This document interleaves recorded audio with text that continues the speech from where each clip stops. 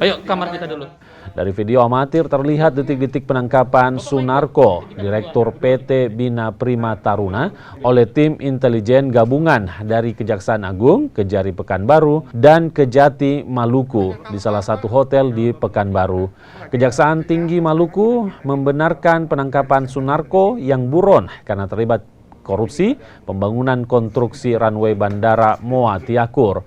Sunarko ditangkap berdasarkan putusan Mahkamah Agung RI serta surat perintah pelaksanaan putusan Pengadilan Kejaksaan Negeri Tual tanggal 21 April 2020 dalam perkara tindak pidana korupsi APBD tahun 2012. Jadi saya tunggu dulu dari sana tuh, dan rilisnya juga sudah di sana.